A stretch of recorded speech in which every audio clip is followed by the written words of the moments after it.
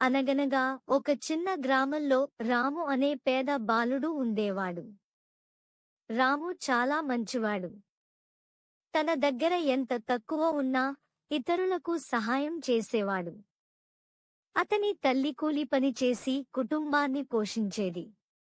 ఒకరోజు రాము అడవిలో కట్టెలు ఏరుకుంటూ ఉండగా ఒక చిన్న పక్షి గాయపడి నేలపై పడిపోయి కనిపించింది. అయ్యో! నీకు గాయమయ్యిందా? అని రాము జాలిగా అడిగాడు. అతను పక్షిని ఇంటికి తీసుకెళ్లి నీళ్లు ఇచ్చి చిన్న గూటిలో పెట్టి జాగ్రత్తగా చూసుకున్నాడు. కొన్ని రోజుల తర్వాత పక్షి పూర్తిగా కోలుకుని ఆకాశంలోకి ఎగిరిపోయింది.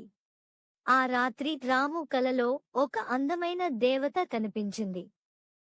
రాము, నువ్వు చిన్న పక్షికి చేసిన సహాయం నాకు చాలా నచ్చింది అని దేవత చిరునవ్వుతో చెప్పింది. రాము ఆశ్చర్యపడి, అమ్మా, నేను చేసినది చిన్న సహాయమే కదా అన్నాడు. దేవత చెప్పింది, మంచి మనసుతో చేసిన చిన్న సహాయం కూడా చాలా గొప్పది. మరుసటి రోజు ఉదయం రాము ఇంటి పక్కన ఒక చిన్న బావి కనిపించింది. ఆ బావిలో ఎప్పుడూ స్వచ్ఛమైన నీరు ఉండేది. గ్రామంలో ఎండలు వచ్చినప్పుడు కూడా ఆ బావి ఎండిపోలేదు.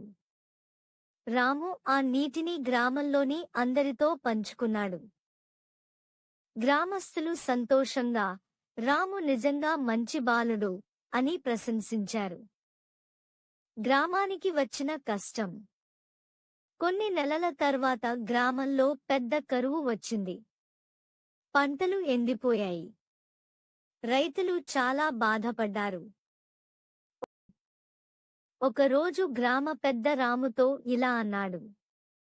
బాబూ రాము, నీ బావి నీళ్ల వల్ల మేము బతుకుతున్నాం. కాని పంటలకు ఇంకా నీరు కావాలి. రాము బాధపడి రాత్రి బావి దగ్గర కూర్చున్నాడు. అప్పుడే ఆ దేవత మళ్లీ ప్రత్యక్షమైంది. రాము, ఎందుకు బాధపడుతున్నావు అని అడిగింది. అమ్మా, మా గ్రామం కష్టాల్లో ఉంది. అందరికీ సహాయం చేయాలని ఉంది అన్నాడు రాము. దేవత అతని మంచితనాన్ని చూసి సంతోషించింది. రేపు ఉదయం బావి పక్కన ఉన్న ఖాళీ నేలలో ఈ విత్తనాలను నాటు అంటూ కొన్ని బంగారు రంగు విత్తనాలు ఇచ్చింది. రాము మరుసటి రోజు దేవత చెప్పినట్లే ఆ విత్తనాలను నాటాడు. ప్రతిరోజూ వాటికి నీళ్లు పోస్తూ ఎంతో ప్రేమగా చూసుకున్నాడు. కొన్ని రోజుల తర్వాత అక్కడ ఒక అద్భుతమైన చెట్టు పెరిగింది. ఆ చెట్టు ఆకులు బంగారు రంగులో మెరిసేవి. ఆశ్చర్యకరంగా చెట్టు వేర్ల దగ్గర నుంచి స్వచ్ఛమైన నీరు ప్రవహించడం ప్రారంభమైంది. ఆ నీటిని చూసి గ్రామస్తులు ఆనందంతో పొంగిపోయారు.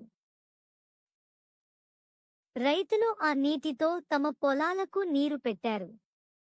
కొద్ది రోజుల్లోనే ఎండిపోయిన పొలాలు మళ్లీ పచ్చగా మారాయి.